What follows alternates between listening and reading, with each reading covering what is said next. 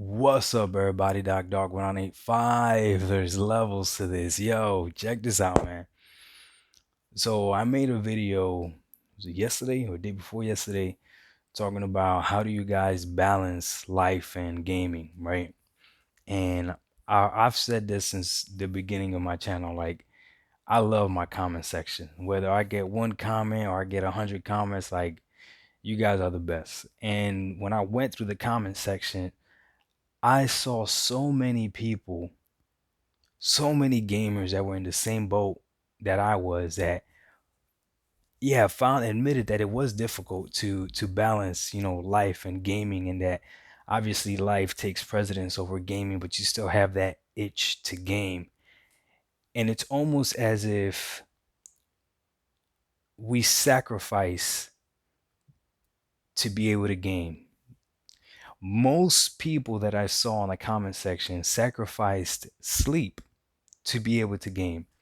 They said that they would game when the rest of their family was in bed, or they would game when their family wasn't there. So they would sacrifice, um I guess, their own time. I guess, I don't know how I would explain that one. Some sacrifice the amount of time that they would like to play, so they set a limit for themselves. They would set like a schedule, like I don't play more than an hour or 2 hours or whatever, right? And I was thinking about this. Gaming is such a weird hobby because it has a strange stigma for adults. I'm gonna say adults because there's a stigma against females that game, and there's a stigma against men that game as well. It's almost viewed as if it's something just for kids and teenagers, which is funny because they've shown demographics over and over again. Like, a lot of gamers are adults. Most of them are adults. People buying these consoles and these systems are adults. But this is this is what I want to bring home with this video, okay? So if you and I can both admit that we sacrifice to be able to game, okay? How are we allowing these companies to take advantage of us the way they do?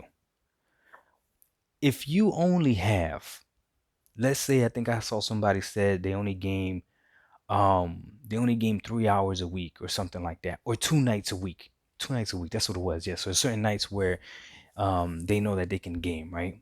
So let's say you can game these 2 nights or whatever, and you go ahead and you buy a game day one, and that game, for whatever reason, I'm not even calling out a platform, I'm just saying that game, for whatever reason, is not broken, it's playable, but it still needs a patch. Your time is valuable. My time is valuable. If I am paying for this product, why isn't this product done? Why isn't this product finished?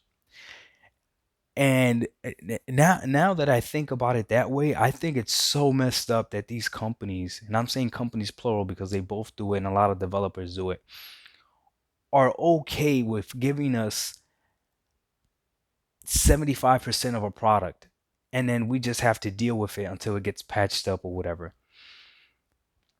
And some of us are so loyal to a company that we don't even want to call them out themselves. So I've made plenty of videos on this channel talking about the Xbox Series X and how I believed the narrative that it was going to be as powerful as the 2080 Ti, and that it was going to be the most powerful console, and that everything was going to look better. And I remember on this same channel people telling me, Doc, you just gotta wait. Doc, the system just came out. Even 6 months after, people were telling me the systems are only 6 months old. Well, I paid $500 for this system. I want everything that's on that box.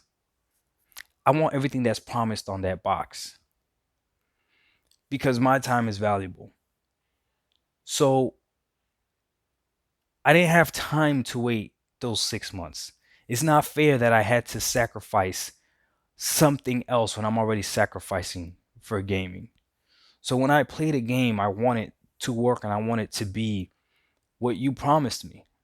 What you promised me.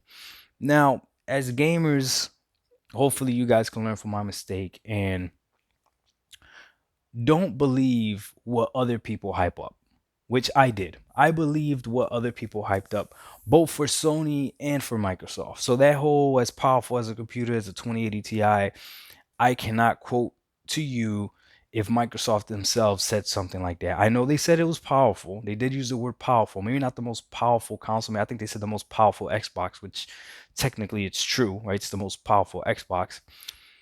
But that whole 2080 Ti thing and all that other stuff, I don't even want to mention the name as to who I got it from because I can't pinpoint one person, but I know I heard it plenty of times, okay? I believe somebody else didn't believe what the company was advertising. But even if I just would have stuck with what the company was advertising, I would have been disappointed. I'm just being honest. And the same thing goes with the PS5. Okay, same thing goes with the PS5. The DualSense controller is a good controller. It is a next gen controller because it's trying new things.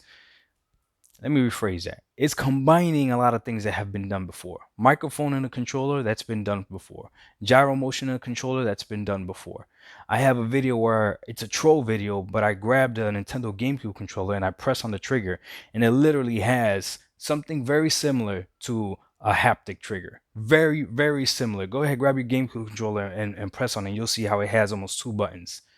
So it is what it is. Sony did it better. They combined it together. Sure, perfect, right? When people mention that with this controller you could feel the environment and it's revolutionary, they overhyped it.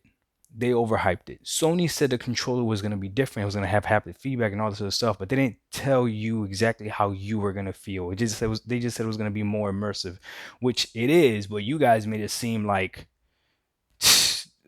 it was the next best thing ever, right? But that's my fault. Learn from my mistakes. Okay. However, when a game comes out, you shouldn't expect a patch day one. You shouldn't be okay with that. Yet we are. Cyberpunk was an extreme example of that. That's what that was. It was an extreme example of that. But if you look at the history of gaming for the recent future, most games have had issues. Most games have had issues. I think when Outriders came out, they didn't have like server issues or something like that, right? And it's like, why? Why can't we get a game so that when we play, when we're spending our time to play, when you know you only have that 1 hour that today to play, and you load up that game and it's got a bug that you got to wait for it to get patched up, man, that's messed up. We shouldn't accept that. We shouldn't accept that. And we should be able to call out these companies. We should be able to call out these companies. I don't know, man. I just saw the comments of my last video and saw how many people wish they could play games a lot more. Same boat that I'm in. I wish I could play a lot more than I actually can.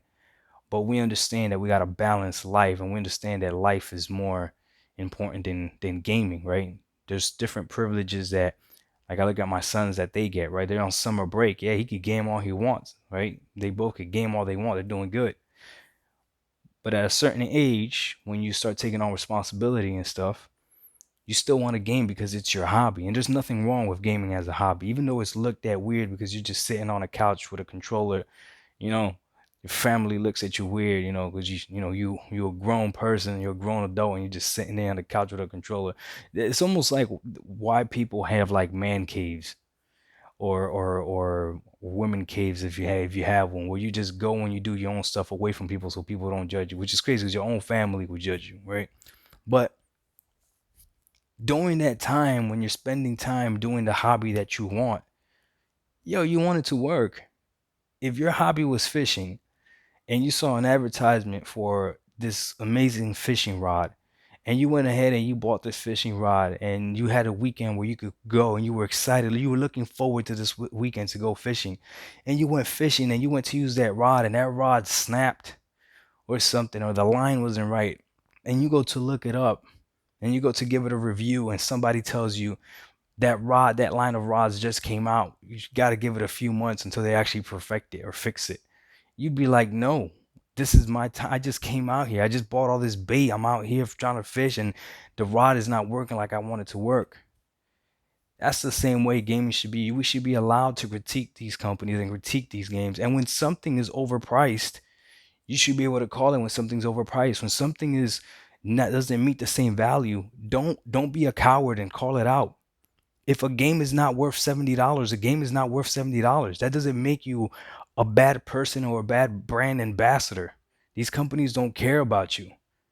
Your time is more important. You should value your time. So if you're putting money and investing in all, that's another thing too. I see people that talk about how gaming is expensive and gaming is an investment and gaming is not cheap. Okay, if you want to go that route and say that gaming is expensive, so that's why you shouldn't go with gaming services, then you should value and respect your money enough to know that when you pay for something, you should want that quality of it to work and you should expect exactly what it is.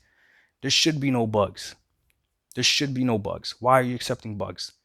Start charging me $70 for a game when you guarantee that that game has no bugs. How about that? And that's ridiculous that we have to get to that. That's ridiculous that we have to get to that.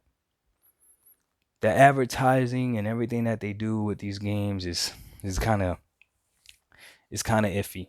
If you fall for it based on what the company is saying, then that's good marketing on them. It is what it is. But if you fall for it because you're listening to what other people are saying, which I admit happened to me, we're just foolish. We're just foolish. I made that mistake with the Xbox Series X. Okay. I wanted to buy it for the power narrative.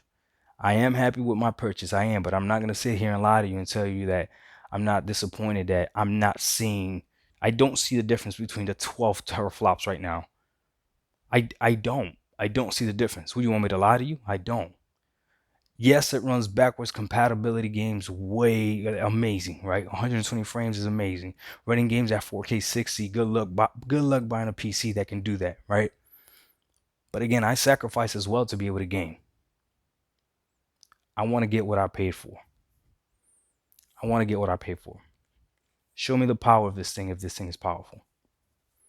That's all I want. For you Sony fans out there, if you bought a PS5, you know the reason why you bought a PS5. I hope you're asking Sony for what you want.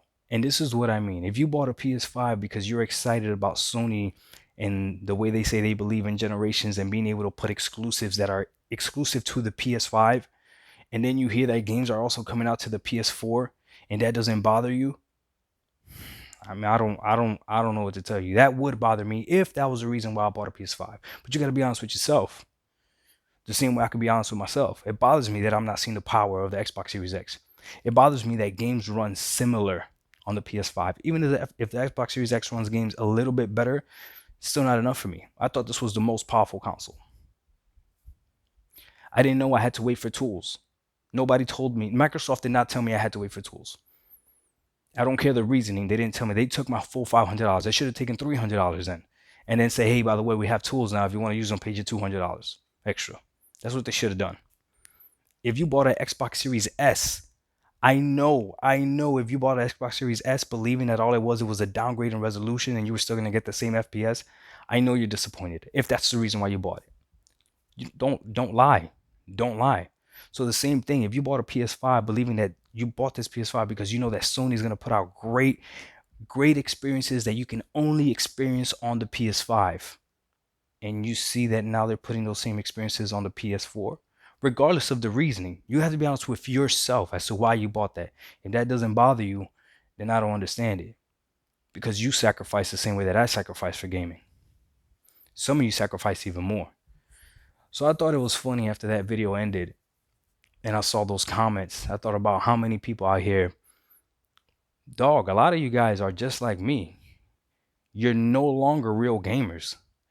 You game as much as you can, but compared to what people compare as gamer, you ain't at that level.